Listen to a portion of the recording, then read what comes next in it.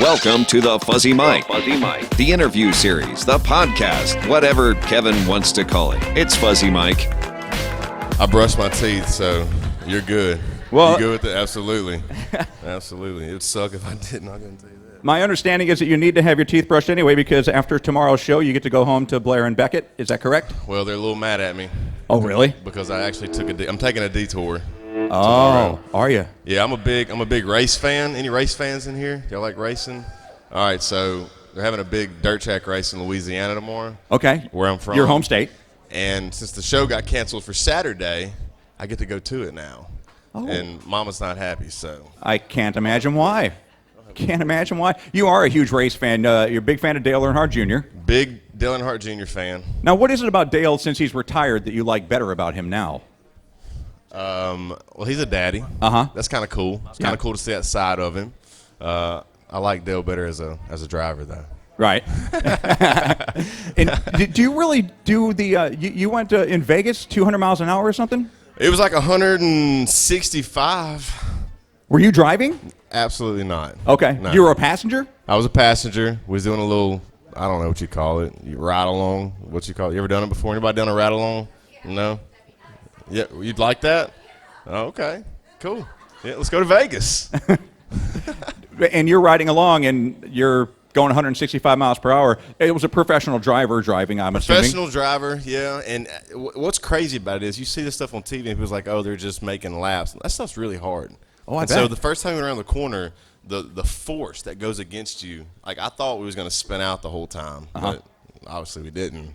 Thank God. But Right. Yeah. How close to the wall do you come? Like half a foot. Did you brace? Did you cringe? Or did Yes, you go I loose? did. No. My body hurt when I got out because I was just doing this so much, but it was still cool. Yeah? Yeah. What's it feel like going that fast? I don't know. What do you see? You don't see. I didn't see a lot because I was like this the whole time. But man, it was really cool. Like me growing up being a big race fan.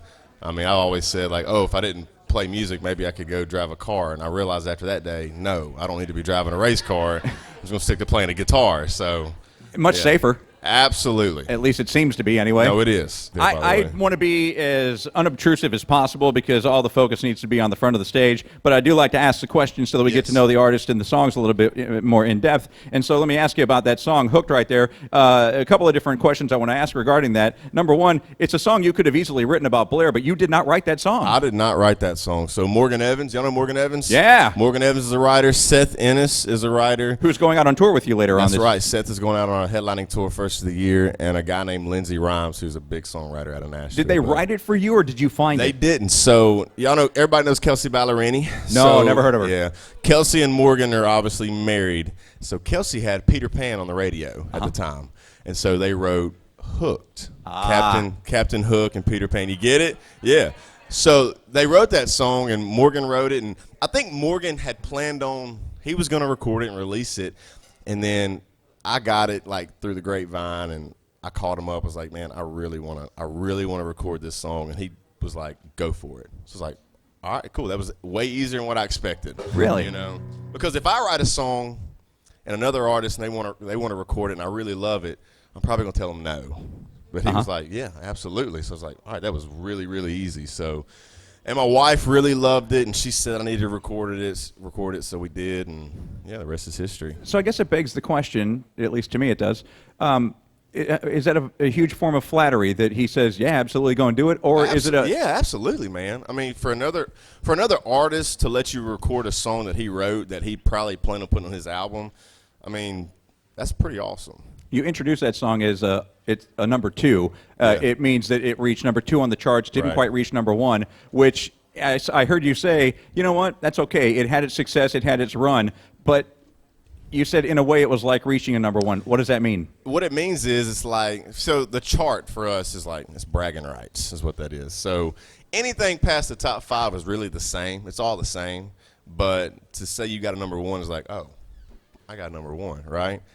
I'm not really worried about that. You know, it got to number 2, and it didn't get to number 1 because Luke Bryan went number 1 for 2 weeks. So if I lost to number 1 to Luke Bryan, like, I'll take that, okay? Kind of sucked, but I'll still take it. So is Hope for the best. The delay in new stuff then, is that to completely build the story off of Dylan Scott, the first album, so that everybody knows you before we go hear new stuff? Is that kind of by design, or is that just I'm helping you BS your way through life right here?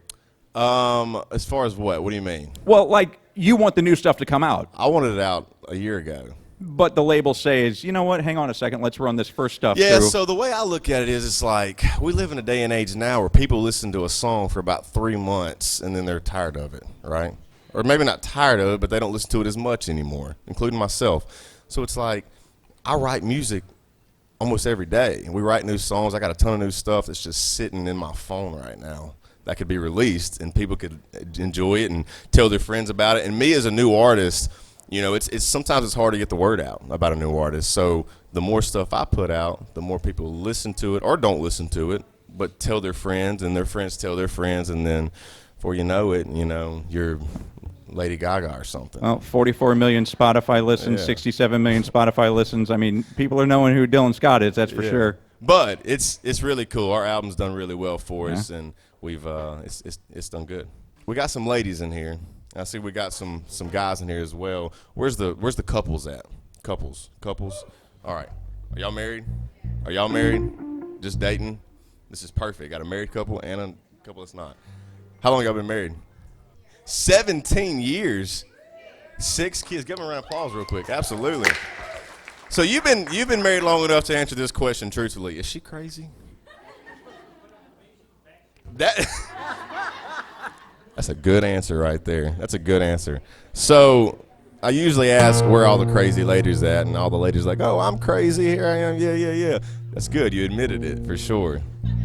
But I've been with my wife since I was 15 years old. 15. Same deal? Okay. So I was 15. She was 16. Is she older? Oh, okay. Well, my wife's older. And I remember as a 16-year-old boy, I'd go pick her up. And if I told her I was going to pick her up at 6, it was usually like 7, right? Mine was late, always. And so I didn't understand why. I knew it took her a long time to get ready, but I didn't understand the process. And so finally we got married 2 years ago, and I saw the process that you ladies have to go through to get ready. And usually my wife, it starts with like a 30, 40-minute bubble bath. And then she's got to fix her hair and do her makeup and all that stuff. And then when she went to the closet, I remember watching this. We were probably married 2 weeks, and I remember just seeing this whole deal go down. She walks to the closet, and she picks her outfit out, and she puts it on. She goes to the mirror, and when she gets to the mirror, she does her little side angles, these little angles you girls do. And she looked at me, and she goes, it's not cute enough. I said, we're going bowling. It's fine. Like, you look great. And she got mad. She took that off. She found something else. And when she was putting on outfit number 3, I went and sat in the truck. I said, baby, just come out when you're ready, and we'll go. And she did. She came out about what seemed like 30 minutes later. It was probably 15 minutes later. And she was wearing outfit number 1. The outfit that didn't look right the first time, all of a sudden she's happy with it. So I called her crazy. And she got mad at me for actually calling her crazy. And so kind of like you just said, later that night we was laying in bed. This is a true story. And I said, listen, you can be as crazy as you want to be as long as you're crazy over me at the end of the night. That's all that matters. Because you're actually crazy for putting up with my crazy tale. So next day I wrote this song, became my very first top 40 single at country radio. So it's called Crazy Over Me. It goes like this. You gotta be crazy to ever let a bull like me call you baby. But I thank God every day that you're my lady. We could do a week's worth of material on on Blair and your relationship. I mean, just looking at your Instagram and looking at your text message conversations, especially the one about the diapers being out at Kroger, but they're not going to be in until the next day. Mm-hmm. I mean, she literally is like hilarious. You know that. I mean, crazy wife, but hilarious. Yes. Yeah, she's crazy. You're right. She is funny. I have a great wife. We try to keep it real. You know, we're trying not to be nobody. We're really not. And we're both just the same people that grew up in Northeast Louisiana. We grew up 10 minutes apart, known each other since 7th grade, and we just like to have fun, you know. How satisfying is it to achieve what you've achieved already in your career? Yeah. And have her been there since day one? I mean, first of all, it means a lot for her to be there because there was a time when I was 21 years old living in Nashville in a little one-bedroom apartment by myself. We did a long-distance relationship for 6 years. She stayed in Louisiana. And so there was a time where I called her up. I said, you know what? And I was signed. I was signed to Curb Records, the same record label I'm with now. Just nothing wasn't happening. But I called her up. I said, I'm coming home. I'm done with it.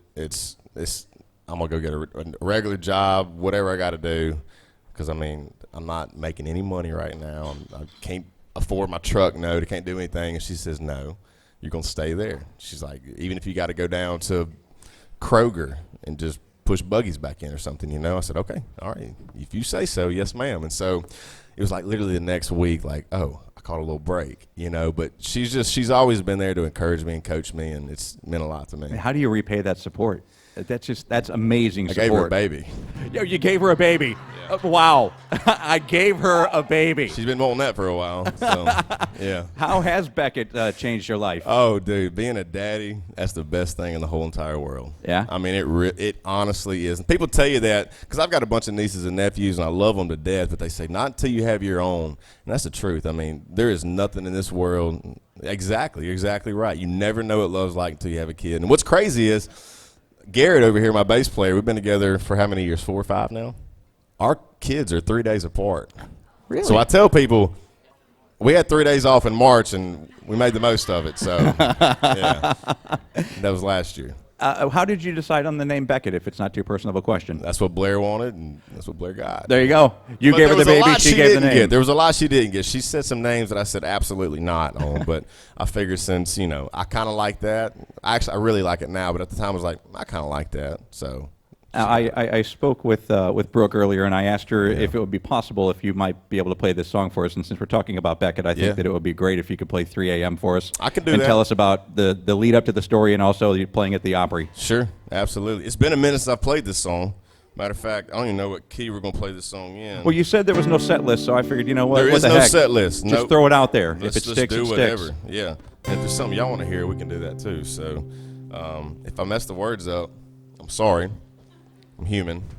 But after I became a dad, this was like the first daddy song that I wrote. And it's basically, the song's about when you're younger and before you're married and have kids and all that stuff, you have no responsibilities really. And so the things you did at 3 a.m. is not the things you do at 3 a.m. once you have a kid. You may be rocking at 3 a.m. at 20, 21, 22, but you're also rocking at when you have a kid too, you're rocking him back to sleep. So it's a different kind of rocking, but that's where we came up with the idea of 3 a.m. and it's not the Matchbox 20 song. So I can't imagine why people in Houston would dog the way you dress. Let's see, well, your Instagram profile is a Dodgers jersey. I know. Here's the deal. I have a very wide range of clothes that I wear, right? Uh-huh. So I grew up in Northeast Louisiana. I grew up in Levi jeans and square-toe boots like a lot of you guys probably wear. But, you know, my wife put me in my first pair of skinny britches, right?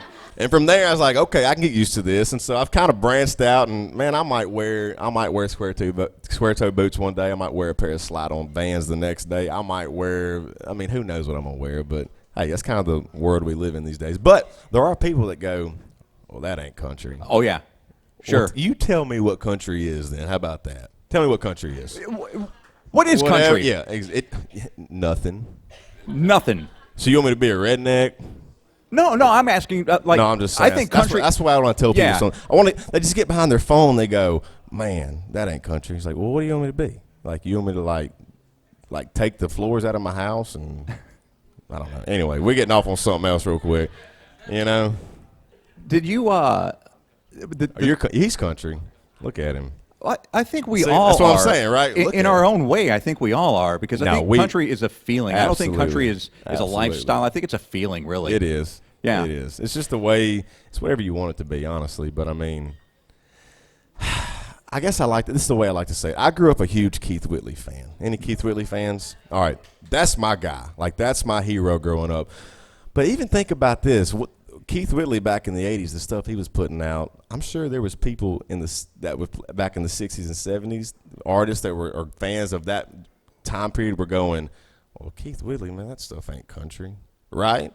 But we think it's just perspective. But Well, if I'm not mistaken, when George Strait first came out, people didn't think that was country. People thought that was pop. That was kind of rock. Yeah. But now he's the king of country. So, I mean, things evolve and things change. And if I'm not mistaken, George Strait kind of had something to do with you and Blair. You did Cross My Heart for her or something, and that was that just took off from there, huh? It was a nightmare, actually. It was a nightmare.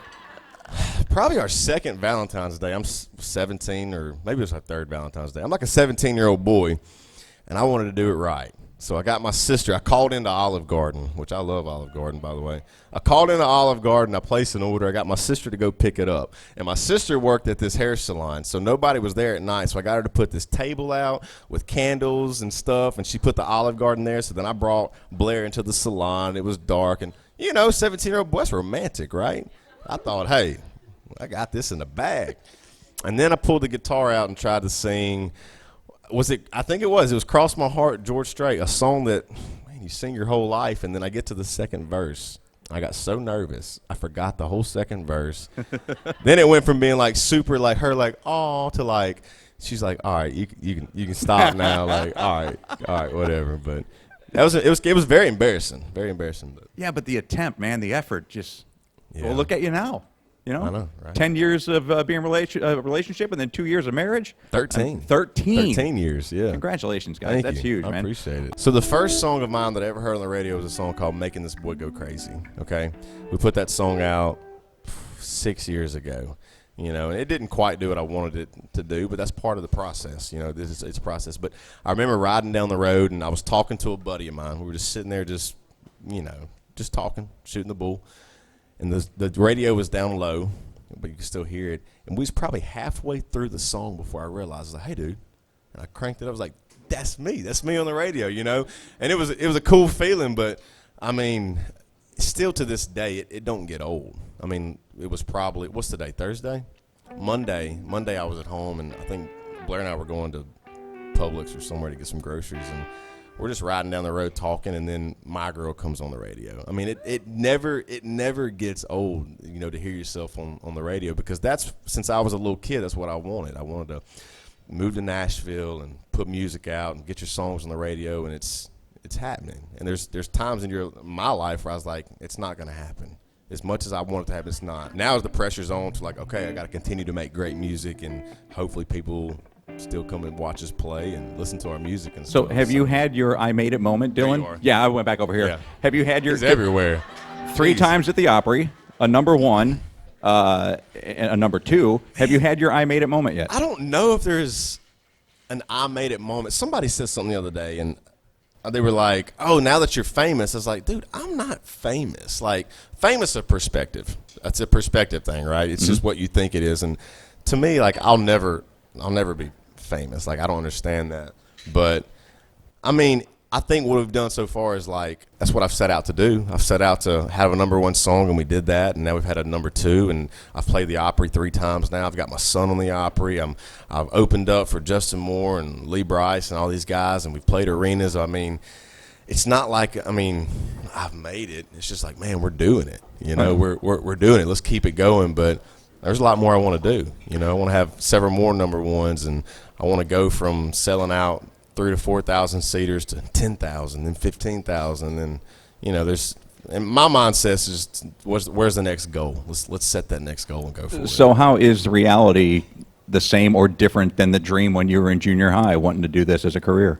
It's a little different, because when you're a kid, you don't see the business side of it, and everything's got a business side to it. Everything, and music's no different. There's a business side to it, and so when I was a kid, and I'm a huge Tim McGraw fan, I'd see Tim McGraw on his tour bus and going here and playing these massive shows to people like that. That's the coolest thing in the world, and it still is. But I didn't realize all the stuff that you got to go through to get to that, and it's a lot. But at the same time, that being said, even though we still see the business and we look at it a little different.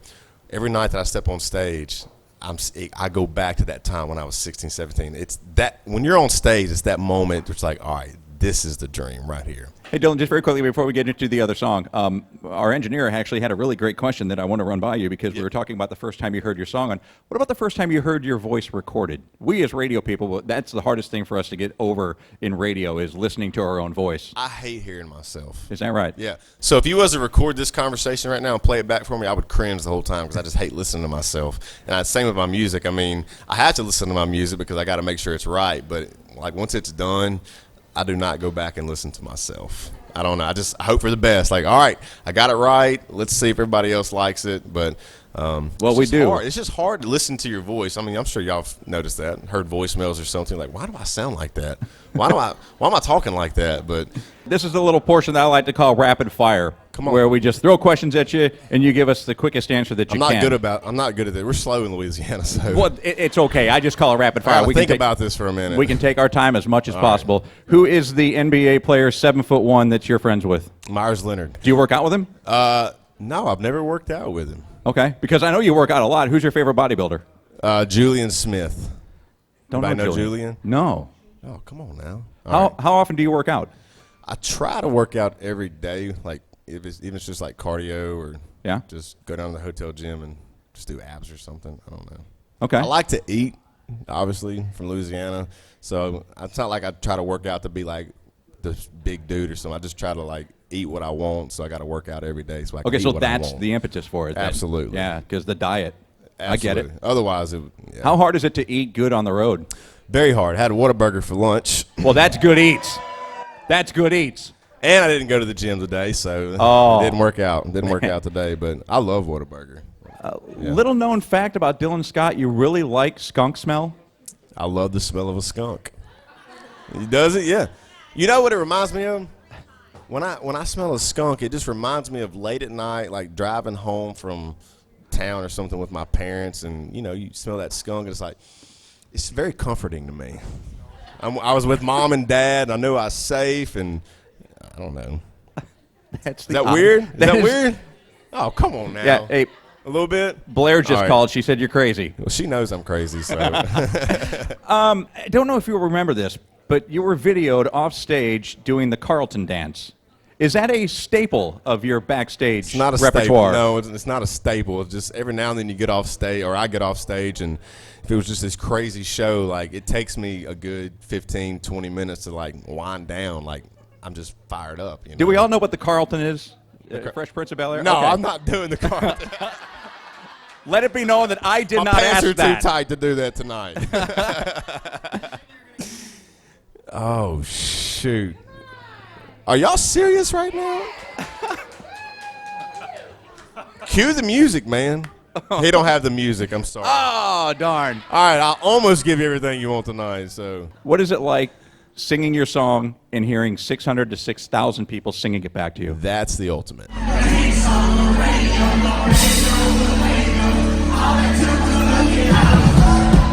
Is it? I mean, for me, that just tells me, like, man, they like the song, first of all. But I remember probably the first time I actually was My Girl. Mm-hmm. That's when I first heard people actually sing something back to me. And writing that song, I was sitting in a room with a buddy of mine, and at that moment, you're not thinking that, man, nobody's going to sing the song back to you. You're not thinking that at all. Man, I was just thinking, how are we going to get this song out for people to hear it, much less them yell it back to me as loud as they can. There's some nights, man, we play it, I can't hear myself. And that's a cool feeling, too, because it's like, I look over at, this is Booba, everybody. I look over at Booba. It's like, hey, dude, I think I lost my vocal. He's like, no. It's like I'm hearing them singing. I just can't hear myself, and it's really cool. Man, I can't even imagine that. So when artists they're singing and they go like this. Yeah. It's not because they're lazy. It's because you're really enjoying hearing people sing back. Oh yeah, that's the thing. Like when we put the microphone out, I want to hear it I want y'all like blow your voice out. You know what I'm saying? Yeah. I mean, it's just cool. It's cool for me. I guess y'all are all facing towards me, right? So if you all said something, your voice is going this way. So people back there don't hear it like I'm going to hear it. But I hear it really, really loud. So it's like when y'all are singing back to me, even though it don't sound loud in the back, it's super loud up front. And to me, it's like, I don't know, it's It's a rush. Is Crown and Sprite still the drink of choice? Never was. Never was. How did that Here's a little happen fun then? fact. It rhymed really good. Okay. Yeah. All right. So it's my girl in the past. Ball cap. What's the lyric? Yeah, sipping Crown and Sprite. Ooh, she got me like Sprite, like. So it couldn't be Jack and Coke. Got me like. It don't rhyme. You know what I'm saying? So I was like Sprite. So what mixes with Sprite? And Crown actually mixes with Sprite. It's a little sweet. Okay. But you can drink it. And what Eminem song was Blair rapping to? Lose Yourself. You know Okay. that Is she song? good?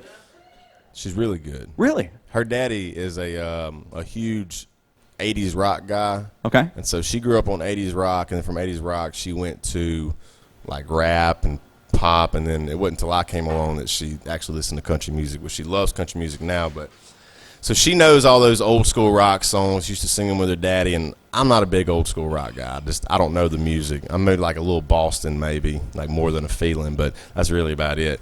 And so I'm 19 years old.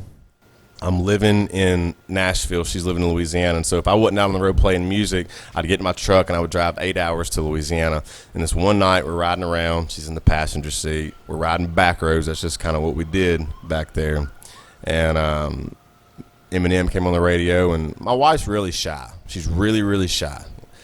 So the last thing I expected was her to like move over to my side of the truck and get right here in my ear, right here, which is my spot. And then, you know, she starts rapping this song word for word, and I thought, okay, after a few lines she'll quit. And she rapped that whole stinking song, and I had no idea she even knew it. I've never heard her sing, never heard anything, but she can rap, and she can rap good. And so as a 19-year-old boy, that was the hottest thing I'd experienced that moment in my life. So I just wrote a song about it. And what were her thoughts when she heard it for the first time? She loved it. Yeah, I mean, How do you not? It is a great song. Yeah, she's like, "Oh, you wrote a song about me," you know. She thought it was, you know, funny, but at the same time, and she thought it was really sweet. So, well, we'd love to hear it. Your number one song, buddy. yeah, Congratulations. we'll Absolutely. So I wrote this song 19 going on 20, and see, I'll be 28 on Monday. My birthday. 22nd. Happy early birthday. Yeah. So when did this? I guess it was 6 years later after I wrote this song that it actually did what it did. So it's kind of crazy, but never thought that a song about my wife rapping to an Eminem song would ever be my first number one, but it was, and it's kind of cool. It's a cool story. It's cool for me and my wife to experience something like that. Not only my first number one, but it's a song about us as well. So congratulations on all the success. Thank you so much. Happy early birthday. Thank you. And congrats on the delivery of Beckett and relationship goals, brother. You guys got it nailed. Appreciate it. Thank you guys for coming out here. That's it for the Fuzzy Mike. Thank you. The Fuzzy Mike with Kevin Klein. Executive producer Trish Klein. Mouth noises by Zach Sheesh at the Radio Farm. Get your fuzz fix online anytime at thefuzzymike.com. Everywhere with the iHeartRadio app and in this pocket. Wow, that is a lot of fuzz. Thanks for listening to the Fuzzy Mike.